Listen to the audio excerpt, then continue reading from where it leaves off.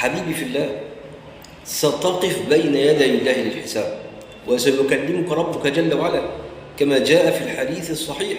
يقول النبي صلى الله عليه وسلم: ما منكم من أحد إلا سيكلمه الله، ليس بينه وبينه ترجمان، فينظر العبد أيمن منه فلا يرى إلا ما قدم، وينظر أشأم منه فلا يرى إلا ما قدم، وينظر بين يديه فلا يرى إلا النار تلقاء وجهه، فاتقوا النار ولو بشق تمرة.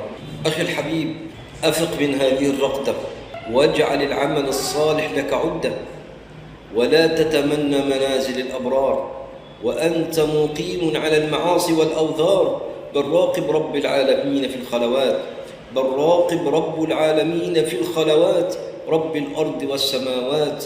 أما سمعت قول ربك جل في علاه وهو يقول في كتابه الكريم: وتزودوا فإن خير الزاد التقوى.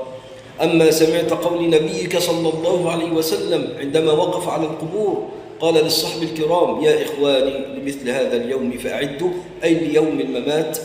لبثت ثوب الرجاء والناس قد رقدوا، وقمت أشكو إلى مولاي ما أجد، فقلت يا أملي في كل نائبة، ومن عليه لكشف الضر أعتمد.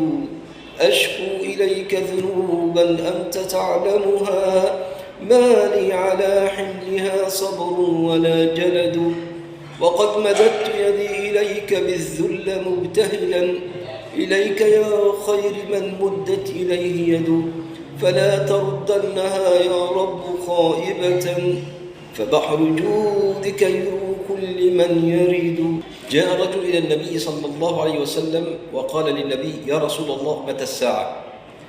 فقال له النبي صلى الله عليه وسلم: وما أعددت لها؟ فقال الرجل: ما أعددت لها كثير عمل، إلا إني أحب الله ورسوله. فقال صلى الله عليه وسلم لهذا الرجل: أنت مع من أحببت. وهنا تسأل نفسك يا عبد الله: أنت من تحب؟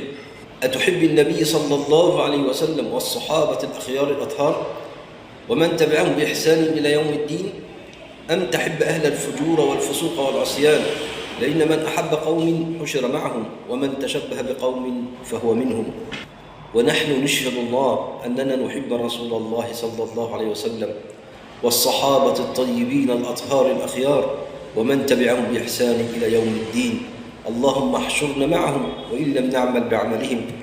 اللهم إنا نسألك الجنة، وأن تحشرنا مع حبيبنا ونبينا وشفيعنا في الفردوس الأعلى. اللهم آمين يا رب العالمين. النبي صلى الله عليه وسلم جمع الدين كله في هذه الكلمات، كلمتين. عندما جاءه رجل وقال: يا رسول الله، قل لي في الإسلام قولا لا أسأل أحد عنه غيرك. فقال عليه الصلاة والسلام: قل آمنت بالله ثم استقم.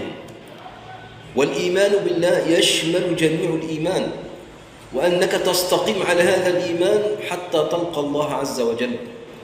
اللهم اجعلني وإياكم من أهل التوحيد والإيمان. فالنبي عليه الصلاة والسلام أوتي جوامع الكلم، كما قال صلى الله عليه وسلم: فضلت على الأنبياء ب6.